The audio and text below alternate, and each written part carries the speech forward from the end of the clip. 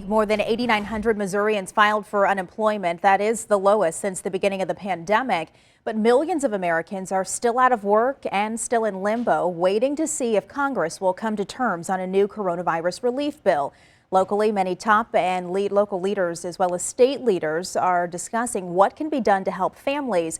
And tonight, Corey Stark tells us that includes what to do about childcare. Corey? Yes, Sam, that's right. A tax measure to support early childhood education and to make it more accessible to families is up for debate right now. And that was one of the topics of a virtual roundtable organized tonight by the Women's Foundation. Many lawmakers on that call say these issues need to be addressed right now because families need help right now. New numbers show 963,000 people filed new unemployment claims last week. Job security continues to be a concern for families. So does schooling and child care. There are too many parents who don't have the means to pursue this kind of educational experience, this care experience for their young children.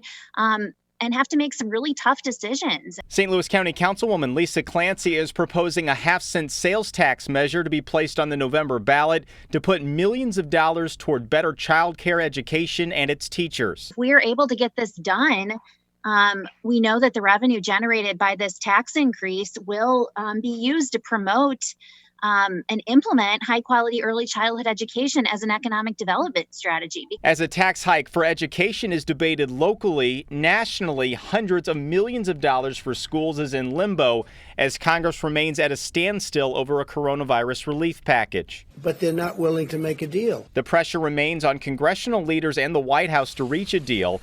But Majority Leader Senator Mitch McConnell let the Senate adjourn, leaving D.C. through Labor Day without reaching a deal.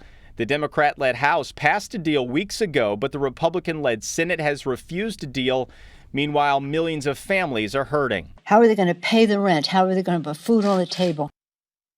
And one of the biggest sticking points continues to be additional federal unemployment benefits that Democrats want to keep at $600 a week. The White House is still trying to bypass Congress with an executive action to supplement state unemployment payments. But it is unclear how long the plan would take to implement or if it could face legal challenges. Sam? Corey, thank you for the latest developments.